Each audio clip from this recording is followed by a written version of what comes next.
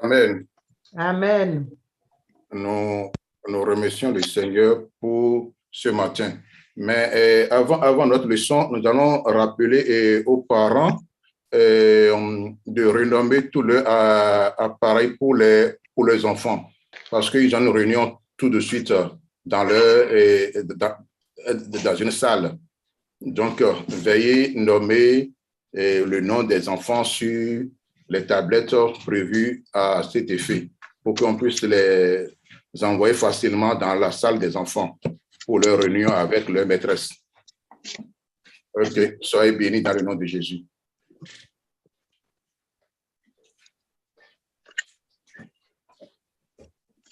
Amen. Amen. Nous remercions encore une fois le Seigneur qui nous réunit ce matin pour étudier sa parole. Que sa grâce soit sur nous dans l'abondance dans le nom de Jésus-Christ. Amen. Alors, qui va nous dire le titre de notre leçon? L'obéissance. L'obéissance. Jésus, merci. Et celui des jeunes? Il est bon d'obéir. Il est bon d'obéir. Ah, que le nom de Dieu soit loué. Amen. Et il est bon d'obéir. Qu'est-ce qui est bon dedans?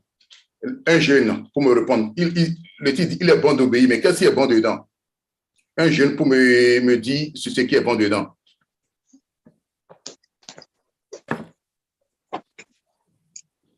Un jeune qui comprend bien cette leçon avant notre test biblique, qu'est-ce qui est bon? Il est bon d'obéir. Qu'est-ce qui est bon dedans? D'obéir à Dieu, parce que si on obéit, on sera béni. Amen.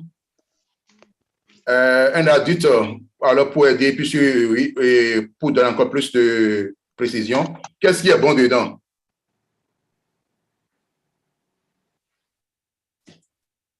Si on obéit, on va être béni. Merci. Si on obéit, on va être béni. Il y a une bénédiction dedans. L'obéissance a une bénédiction plus que son nom soit béni dans le nom de Jésus-Christ. Amen. Ok, nous allons rapidement entrer dans notre texte biblique. Évangile selon Marc, chapitre 5, le verset 18 à 20 nous sera lu par la sœur Morgane.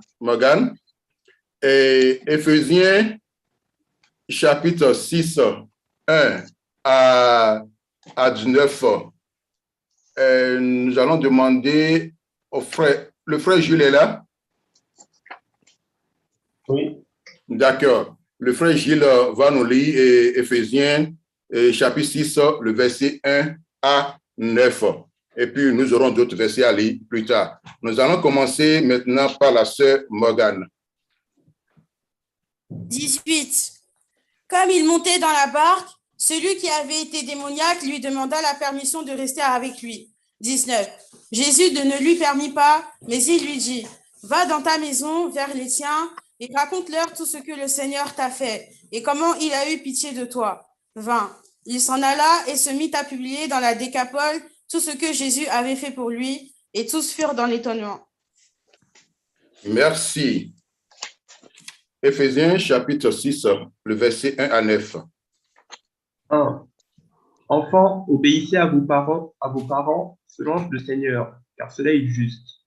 2. Honore ton père et ta mère. C'est le premier commandement avec une promesse. 3. Afin que tu sois heureux et que tu vives longtemps sur la terre. 4. Et vous, pères, n'héritez pas vos enfants, mais élevez-les en les corrigeant et en les instruisant selon le Seigneur. 5. Serviteurs, obéissez à vos maîtres selon la chair, avec crainte et tremblement, dans la simplicité de votre cœur, comme à Christ. 6. Non pas seulement sous leurs yeux, comme pour plaire aux hommes, mais comme des serviteurs de Christ qui font de bon cœur la volonté de Dieu. 7. Servez-les avec empressement, comme servant le Seigneur et non des hommes. 8. Sachant que chacun, soit esclave, soit libre, recevra du Seigneur selon ce qu'il aura fait de bien. 9. Et vous, maîtres, agissez de même à leur égard et abstenez-vous de menaces, sachant que leur maître et le vôtre est dans les cieux. et que devant lui, il n'y a point d'acception de personne. Amen. Amen.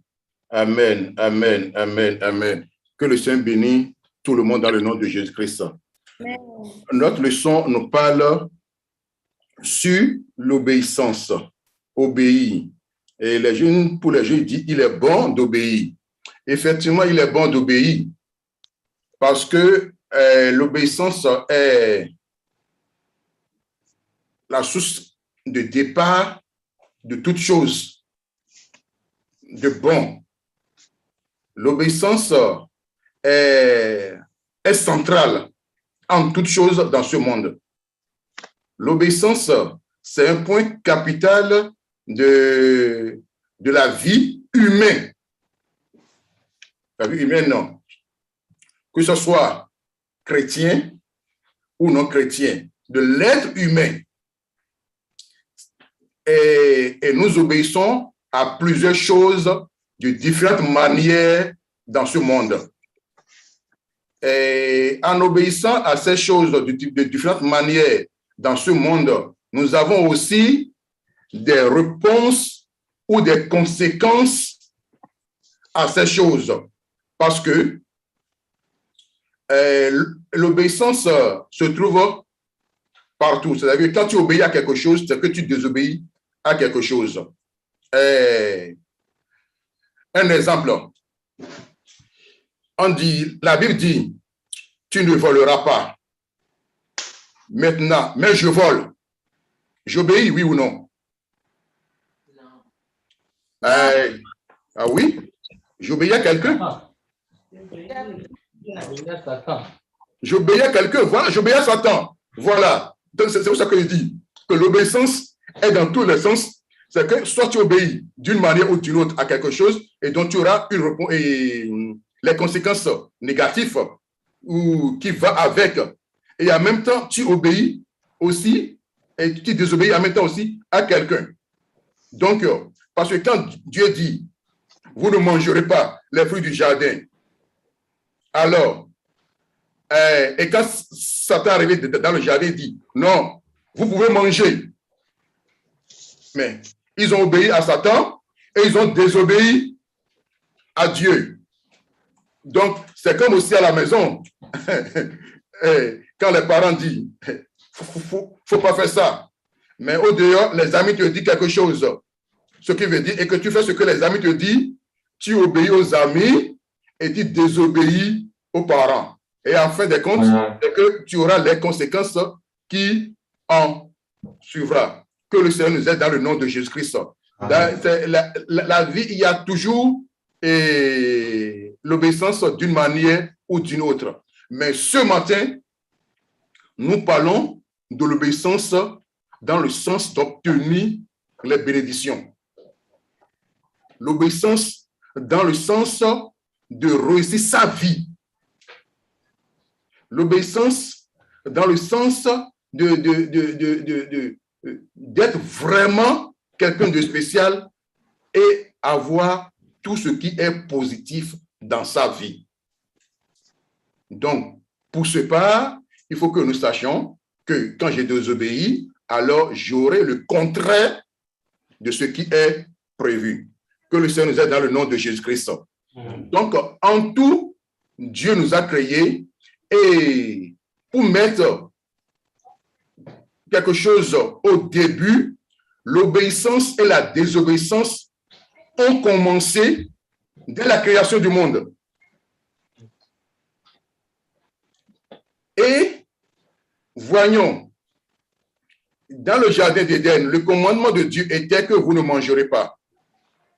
D'accord. Maintenant, dites-moi, si Adam et Ève avaient obéi à la voix de Dieu, comment sera l'humanité aujourd'hui?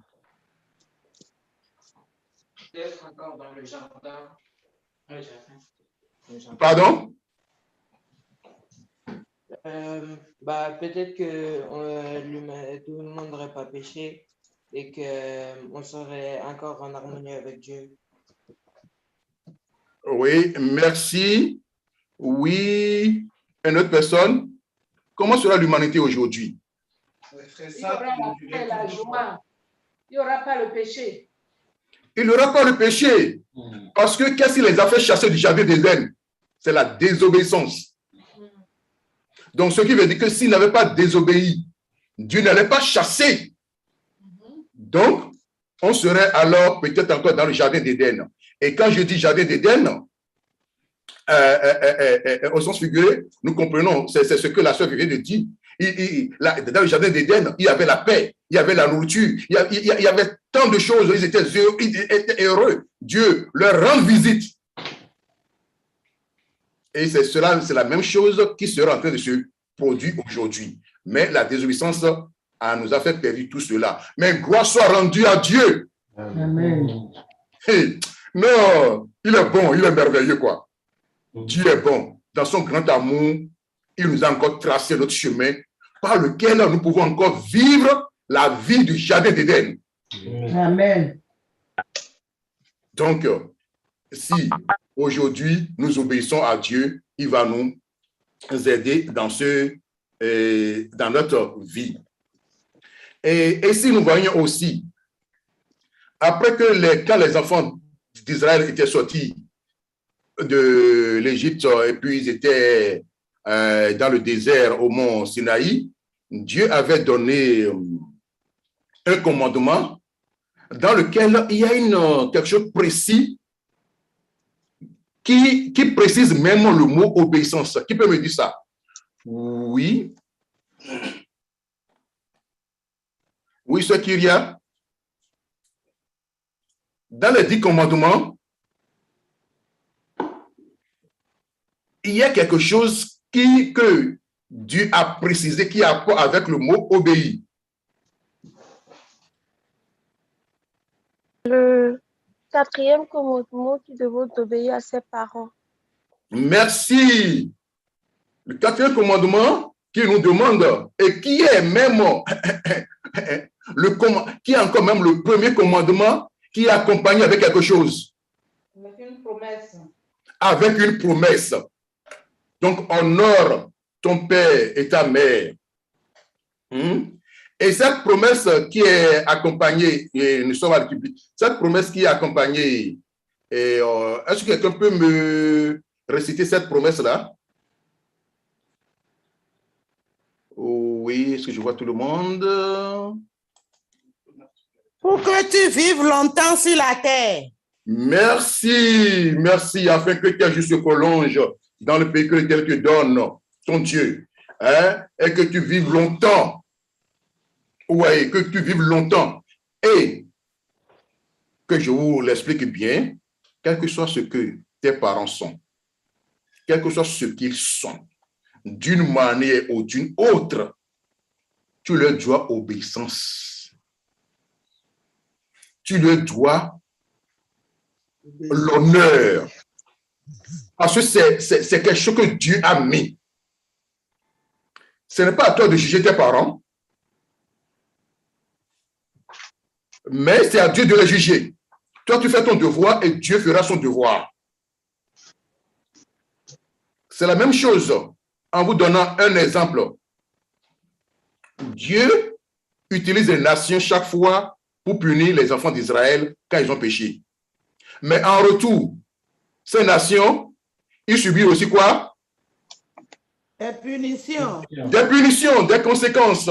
Donc, ce qui veut dire que si tu désobéis d'une manière ou d'une autre à tes parents, parce que tu peux dire oui, parce que oui, j'ai eu tellement de problèmes, parce que il y a aussi les adultes, j'ai eu tellement de problèmes, et puis bon, on dit oui, je suis parti voir, on m'a dit que ma maman est sorcier, mon papa est sorcier, et tu le prends tel et tu... D'accord. Mais tu auras aussi en retour des conséquences. Que le Seigneur nous aide dans le nom de Jésus-Christ. Donc c'est très, très important, quel qu'en soit l'honneur qui est dû aux parents, nous les donnons parce que c'est la parole de Dieu, et la parole de Dieu ne change pas, et c'est Dieu qui juge. Fais ta part, et Dieu fera aussi ce qui est à lui. C'est ça qui fait qu'aujourd'hui, plusieurs enfants ont tellement de difficultés, même étant adultes, même étant dans leur foyer, ont encore des problèmes. il faut qu'il retourne à la source. Amen. Que Jésus nous aide dans le nom de Jésus-Christ. Il faut qu'il retourne à la source pour aller voir et même aller demander pardon à leurs parents d'une manière. Et si ces parents ne sont pas encore vivants, c'est aussi le moment d'aller se réconcilier avec Dieu d'une manière sincère pour avoir un retour, parce que c'est le chemin que Dieu nous a offert. Que ce soit béni dans le nom de Jésus-Christ. Et Éphésiens aussi nous a parlé que les serviteurs aussi doivent obéir. Mais si nous voyons dans Éphésiens, qu'est-ce que Éphésiens nous enseigne? C'est-à-dire qu'au temps de l'Empire romain, il y avait beaucoup d'esclaves. Et il y avait beaucoup d'esclaves, et plusieurs chrétiens aussi étaient esclaves en ce moment-là. Éphésiens, lui, il nous dit que nous devons, que les serviteurs doivent obéir à leur maître. Et cela a été dit ici que le service fidèle à leur maître était une condition essentielle pour leur foi chrétienne. Et c'est normal. Donc, il doit obéir, et donc c'est essentiel aujourd'hui. Et c'est de la même manière aujourd'hui que nous devons aussi obéir à nos maîtres, à nos responsables, à nos dirigeants, à ceux qui nous dirigent, parce qu'ils doivent aussi rendre compte à Dieu. Il y a aussi d'une manière très, très importante. Pourquoi l'obéissance aux parents, aux dirigeants et surtout les gens spirituels, ceux qui ont un sens sur notre vie, est très important.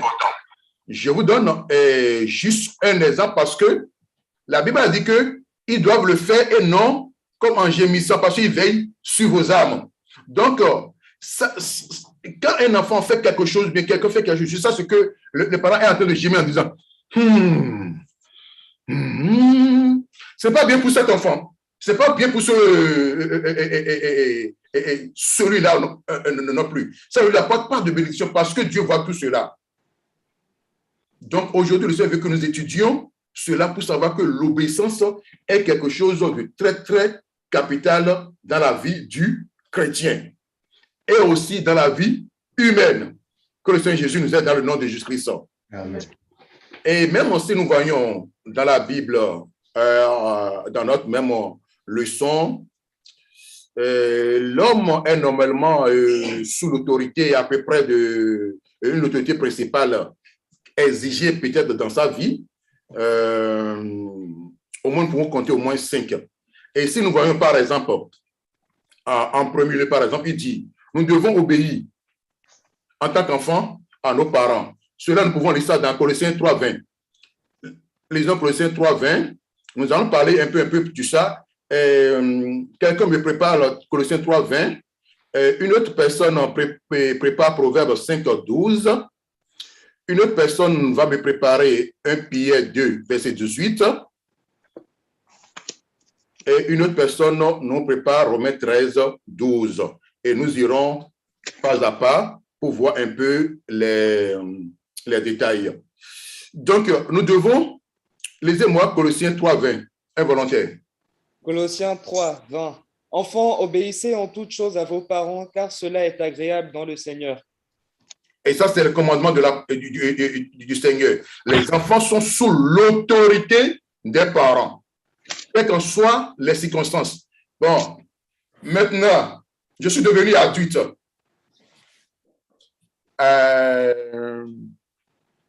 Là, je vais poser la question à une maman, la sœur Rouillet. Étant devenu adulte, est-ce que je dois encore obéir à mes parents? Est-ce que je suis encore d'une manière autre, encore sous l'autorité des parents? Absolument. Absolument. Je dois obéir. Tant qu'ils vivent encore, je dois leur obéir. Je leur dois du respect. Merci. Tant que mes parents vivent, mes parents peuvent me donner des conseils encore. Mes parents peuvent me dire encore certaines choses. Bien que je sois indépendant, mais je suis encore d'une manière, il y a certaines choses que je vois, parler avec mes parents, trouver un accord avec mes parents. Oui, certes, ce n'est pas que bon, je suis déjà adulte, je me suis marié, j'ai ma femme, mes enfants, et que maintenant mes parents viendront encore imposer des choses dans le foyer, certes. Mais je dois les honorer et on doit parler d'une manière claire et comprendre. Mais ce n'est pas considérer ses parents, oui, je m'en fous, bien d'une manière, et mépriser. Quelles que soient les circonstances, nous ne devons pas mépriser nos parents. Que le Seigneur nous aide dans le nom de Jésus-Christ. Et ce n'est pas aussi que, bon, aujourd'hui, bon, j'ai déjà la majorité, j'ai 18 ans, j'ai 20 ans. Non, nous sommes encore aussi sous l'autorité des parents et les parents ont encore un regard sur nous. Que le Seigneur nous aide dans le nom de Jésus-Christ. Amen. Proverbe 5, 12, 13. 12. Et que tu nous dises comment donc ai-je pu haïr la correction et comment mon cœur a-t-il dégainé la réprimande. 13. Comment ai-je pu ne pas écouter la voix de mes maîtres, ne pas prêter l'oreille à ceux qui m'instruisaient. D'accord, à ceux qui m'instruisaient. Là, on peut faire référence à qui? À nos parents. À nos parents et encore, plus précisément encore, nous pouvons faire aussi référence à nos professeurs d'école. Aussi. Ah oui, le chrétien doit aussi obéir à l'école, à respecter ses professeurs. Non seulement ça aussi, peut-être que tu es aussi dans une autre formation où tu es en apprentissage, où tu es sous l'autorité de quelqu'un. Donc, ça aussi, la Bible nous enseigne aussi cela. 1 Pierre 2, 18.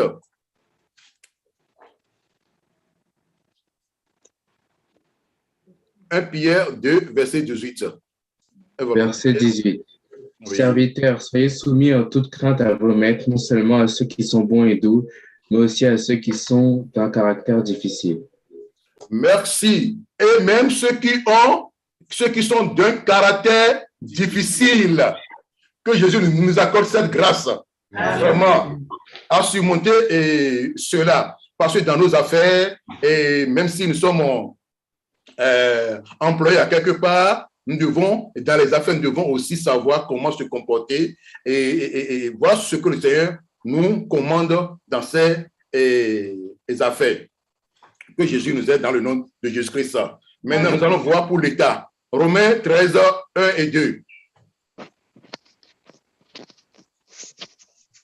Romains 13. Oui. Que toute personne soit soumise aux autorités supérieures, car il n'y a point d'autorité qui ne vienne de Dieu. Et les autorités qui existent ont été instituées de Dieu. 2. C'est pourquoi celui qui s'oppose à l'autorité résiste à l'ordre que Dieu a établi, et ceux qui résistent attireront une condamnation sur eux-mêmes. Merci. Merci. Et ça aussi se refait aussi pour nos gouvernants. La loi d'État. Donc l'obéissance est adressée dans tous les domaines. Pas que parce que je suis chrétien, ou bien parce que même si je ne suis pas chrétien, et tous ceux qui nous écoutent doivent savoir que nous devons obéir aux règles d'État. Tant que la loi ou le commandement ne nous demande pas de renier Dieu, parce que j'ai bien dit que soit j'obéis à Dieu, soit j'obéis à Satan. Mais je préfère désobéir à Satan et obéir à Dieu.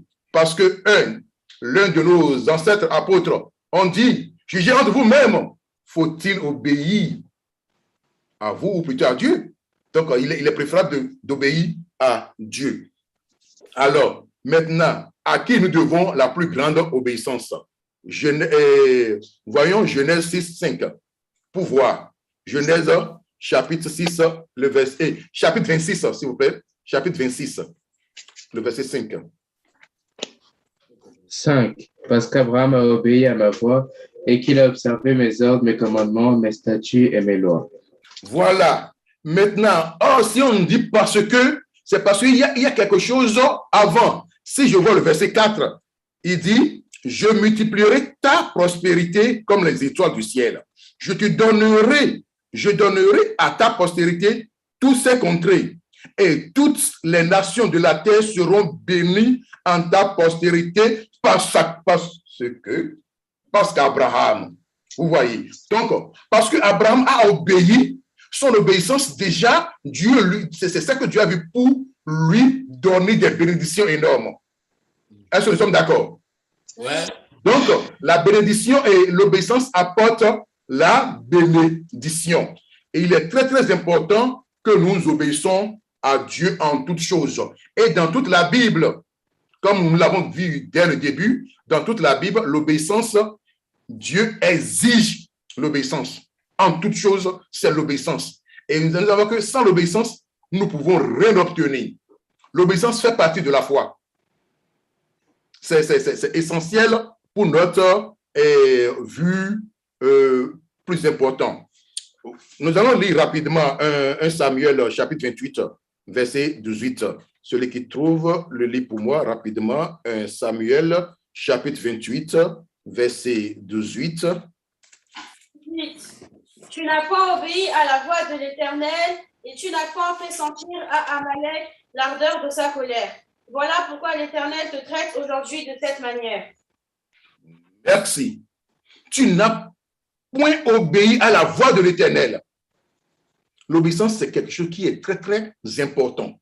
Et il y a un verset de mémoire passé qui nous dit, et quelqu'un va me terminer la phrase.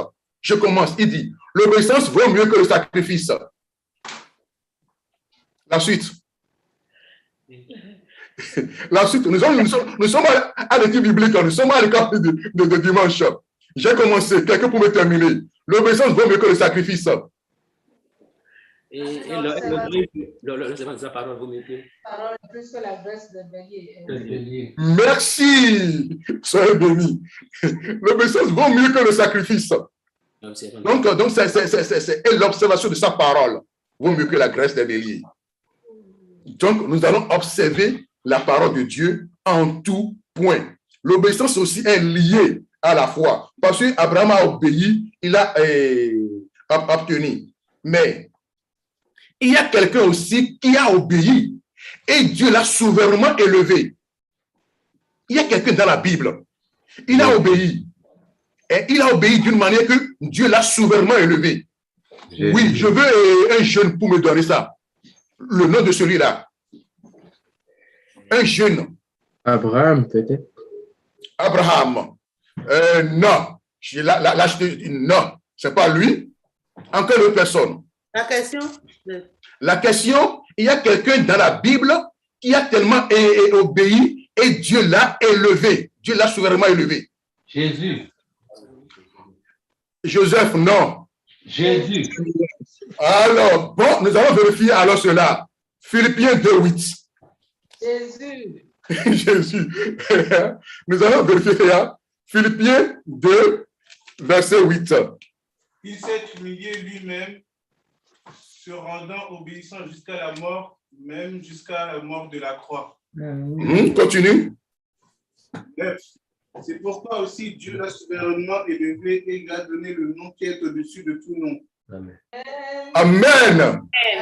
Vous voyez, donc l'obéissance, même l'obéissance te fait élever. Vous voyez, Jésus a obéi. Si Jésus a obéi, toi et moi, qui nous sommes. Et voilà les conséquences vraiment de l'obéissance. Dieu l'a souverainement élevé au-dessus de tout. Ce qui veut dire que si tu obéis aussi à Dieu, alors, est-ce que Dieu n'est pas capable de me lever dans mes entreprises? Oui. Est-ce que si j'obéis à Dieu, est-ce que Dieu, si ma famille obéit à Dieu, est-ce que Dieu n'est pas capable d'élever aussi ma famille? Oui. Merci. Ah oui, bien sûr, parce que il est dit dans Deutéronome 28, quand vous obéissez au commandement de Dieu, tu seras quoi? En haut. En la tête, sur la queue. Voilà, amen. Et non en bas. Tu seras la tête et non la queue. Que le nom de Dieu soit béni. Voilà à peu près les bénédictions, les choses qui suivent et l'obéissance. Que Jésus nous aide à ce que nous puissions vraiment obéir. Pour terminer cette partie, 1 Pierre 1,14. Lisons rapidement 1 Pierre 1,14 pour voir ce qui est dit à propos des chrétiens. 14. Comme des enfants obéissants, ne vous conformez pas aux convoitises que vous aviez autrefois quand vous étiez dans l'ignorance. Merci. Comme des enfants obéissants. Ça, c'est les chrétiens. Les chrétiens sont appelés des enfants obéissants. Les chrétiens sont appelés des enfants obéissants. Je suis sauvé, je dois obéir. Maintenant, l'obéissance, est-ce que vous savez que l'obéissance commence avant le salut? Qui peut m'expliquer ça? Comment l'obéissance commence avant le salut? Ben oui, c'est l'obéissance qui t'envoie au banc de pénitence. Merci, sœur. Merci beaucoup. C'est l'obéissance après avoir écouté la parole de Dieu. Après que la parole de Dieu est pénétrée dans ton cœur. Et quand Dieu dit, donne ton cœur à Jésus, accepte Jésus. C'est quand tu obéis. Alors, est-ce que l'obéissance peut apporter la guérison? Oui. Oui. Oh oui, c'est ça. Donne-moi un exemple d'obéissance qui apporte une guérison. Quand Naaman le prophète lui a demandé d'aller se laver et qu'il y est allé, il a commencé à se baigner et il a commencé une fois. D'abord, il n'a pas voulu. Et quand la petite fille lui a parlé, il a écouté. Quand son serviteur lui a parlé, il a écouté, il est retourné. Là, il a déjà obéi. De plus, la deuxième fois qu'il a obéi, c'est qu'on lui a demandé de se baigner 7 fois. S'il avait fait 5 fois et qu'il s'est arrêté, il n'aurait pas eu la guérison. Il a dû faire toutes les fois pour obtenir la guérison. Donc, Naaman a obéi strictement aux recommandations du prophète pour être guéri. Merci. Donc, voilà, vous voyez, si Naaman n'avait pas obéi, donc l'obéissance est liée à la foi. Il a obéi, il a obtenu la guérison. Une autre fois, Jésus a fait de la boue, a mis sur les yeux de l'aveugle. Il dit, va te laver. S'il disait, Jésus, moi je ne vois pas encore, mes yeux sont fermés. Maintenant, tu ajoutes encore de la boue sur les yeux qui ne voyaient pas encore. Maintenant, tu me dis de marcher pour aller me laver. Ah, non. Mais quand il a obéi, il a obtenu la guérison. C'est pour cela que parfois, quand les hommes de Dieu, quand tes parents te disent quelque chose, c'est qu'ils ont traversé quelque chose. C'est qu'ils ont vécu quelque chose. C'est qu'ils ont compris quelque chose. Et quand l'homme de Dieu aussi te dit, fais ci, marche avec la foi dans l'obéissance et tu obtiendras la guérison. C'est ça, l'obéissance. Il y a même les 10 lépreux où Jésus les a dit, allez vous monter au sacrificateur. Ils se sont mis en chemin d'abord. Ils ont décidé. Donc, ce qui veut dire que l'obéissance apporte toujours Dieu, bénédiction. L'obéissance apporte toujours la guérison. L'obéissance aussi change nos vies. Que le Seigneur nous aide dans le nom de Jésus-Christ.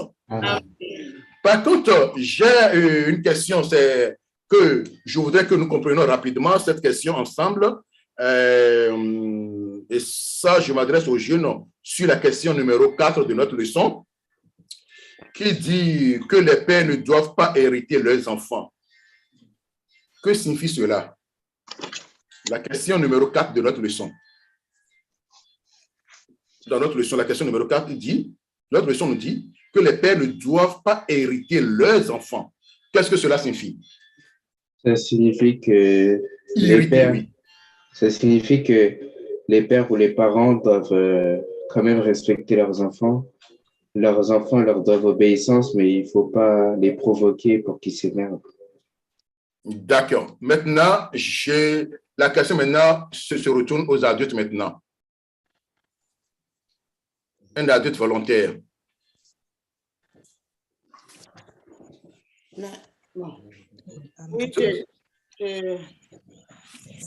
Oui, je pense que la question, moi, je me dis, bon, si l'enfant obéit, est-ce que le parent va l'irriter? Là, on n'a pas le droit de les irriter, les parler mal ou bien les provoquer. Mais si l'obéissance est là, moi, je pense que l'irritation ne viendrait pas bon. Pour moi. Merci. Quand on dit, il faut que quand on dit que les parents ne doivent pas irriter les enfants, c'est-à-dire que les parents, à ma compréhension aussi, les parents ne doivent pas maltraiter les enfants. La maltraitance est différente. Les torturer d'une manière excessive. Alors, ça fera que l'enfant sera encore plus endurci. Mais ce n'est pas que l'enfant fait quelque chose, je l'ai puni et il se fâche et il va aller ouvrir la Bible et dire, papa, Dieu a dit que tu n'es pas hérité. C'est ses parents. Non. Ce que tu as fait est mauvais. Tu mérites la punition. On te punit. C'est tout. Si tu te fâches, c'est pas ce que la Bible a dit. C'est une question. Oui, frère. Non, c'est bon, c'est bon. D'accord. On n'a pas qu'on a puni qui va chez la Bible, c'est ça, c'est autre question, c'est pas la question qu'on lui demande. Il faut qu'il ait sa plaisir. Voilà. Donc le père n'irrite pas leurs enfants, c'est-à-dire que les parents ne maltraitent pas les enfants d'une manière ou d'une autre, que Jésus-Christ nous aide dans le nom de Jésus-Christ, dans sa grâce et dans son amour. Nous allons aller à la question numéro 6.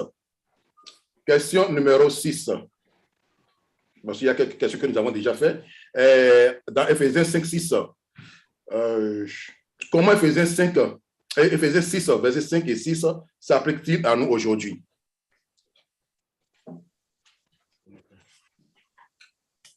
Oui, quelqu'un peut nous relire alors encore Éphésiens et le verset 5 et le verset 6. 5. Serviteurs, obéissez à vos maîtres selon la chair avec crainte et tremblement dans la simplicité de votre cœur, comme à Christ. 6. Non pas seulement sous leurs yeux comme pour plaire aux hommes, mais comme des serviteurs de Christ qui font de bon cœur la volonté de Dieu. Amen. Amen. Oui, comment cela s'applique à nous aujourd'hui, s'il vous plaît? Oui, en tant qu'élève ou à l'école, on doit écouter tout ce que les maîtres nous disent, les professeurs, on ne doit pas suivre les amis pour ne pas écouter ce qu'on nous dit, les conseils que nous donnent. Et en tant qu'adultes, si nous sommes des travailleurs, des employés dans des entreprises, nous devons respecter nos employeurs, même si sont devant eux ou pas. Nous devons respecter et faire notre travail comme il le faut. Merci. Nous devons faire notre travail comme il le faut et surtout pas nécessairement en leur présence, en leurs yeux. Nous devons respecter leur absence. C'est comme le proverbe qui dit que la proie qui voit les traces du lion et se prosterne, il dit, ah, l'ancien est passé par là. Donc, c'est-à-dire que si on respecte quelqu'un en sa présence, en son absence aussi, il faut se préparer, peut-être qu'il est dans le coin. Donc, que le Seigneur nous aide, que surtout ça, et ça apporte une bénédiction, surtout à nous, les chrétiens, parce que si nous obéissons simplement à la présence de la personne et qu'à son absence, nous n'obéissons pas, c'est que nous sommes des hypocrites.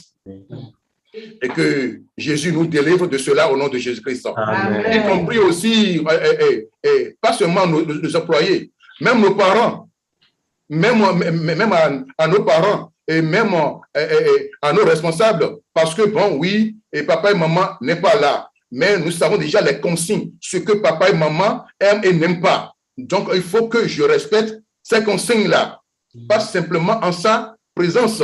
Oui, c'est la même manière.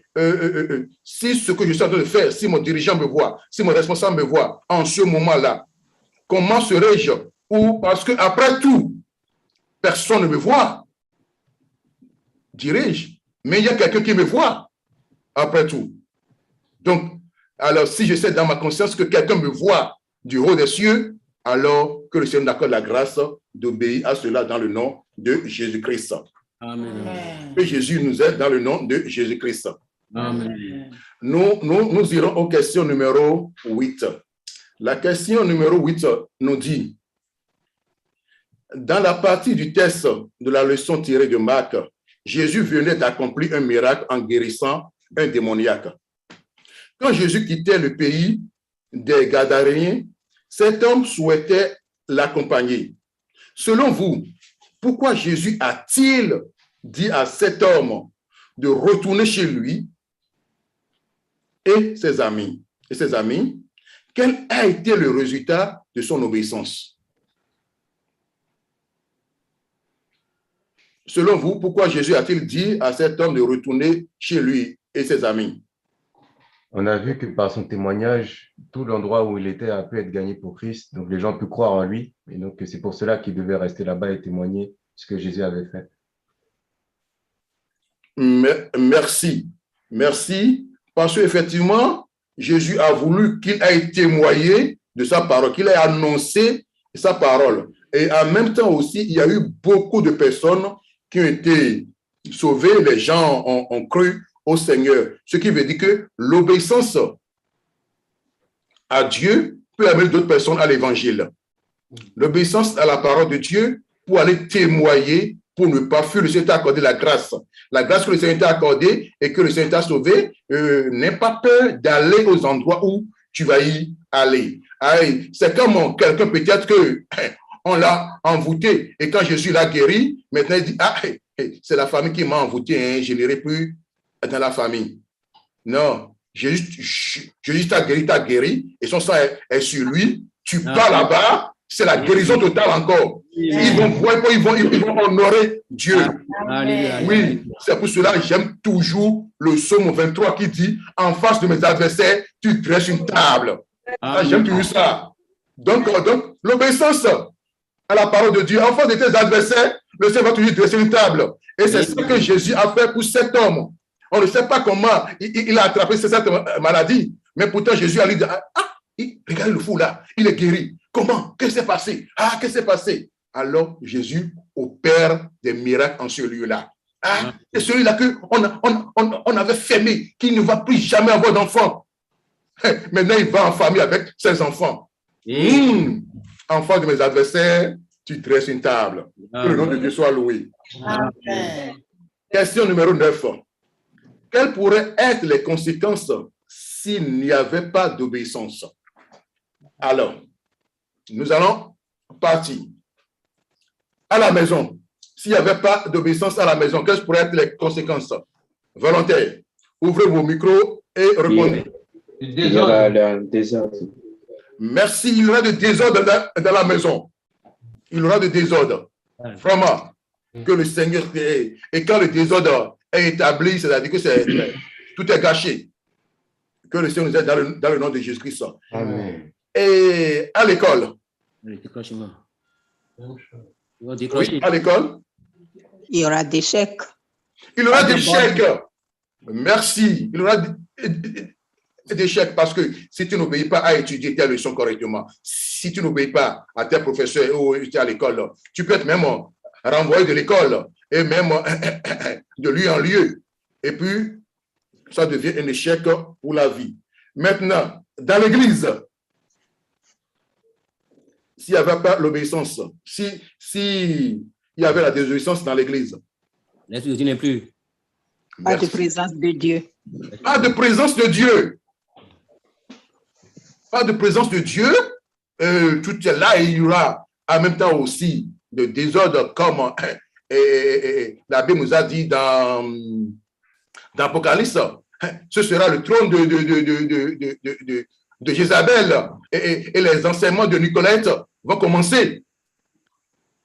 Que Jésus-Christ nous aide dans le nom de Jésus-Christ. Amen. Et qui nous aide à obéir. Parce que le chef de l'église, c'est qui? C'est Jésus. C'est Jésus. Donc, en obéissant à l'église, maintenant, au travail. Il y aura une mauvaise production. Merci.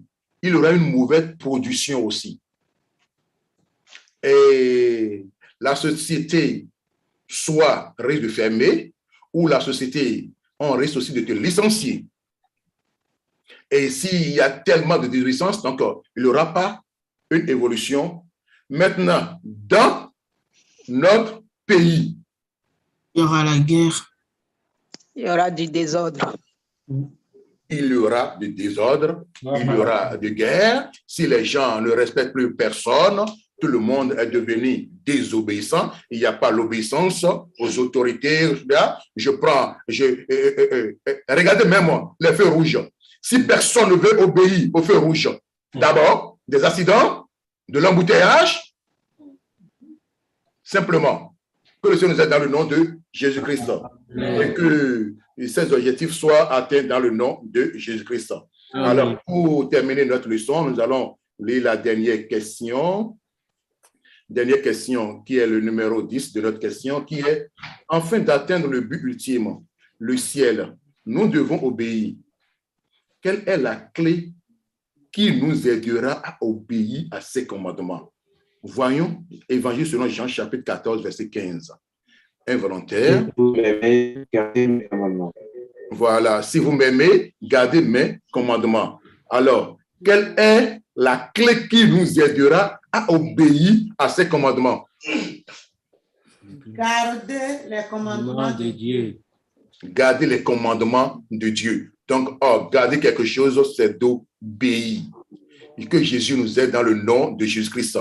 Le Seigneur qui a voulu qu'aujourd'hui, nous puissions étudier cette leçon sur l'obéissance est très, très important. Que son nom soit béni, que son nom soit glorifié.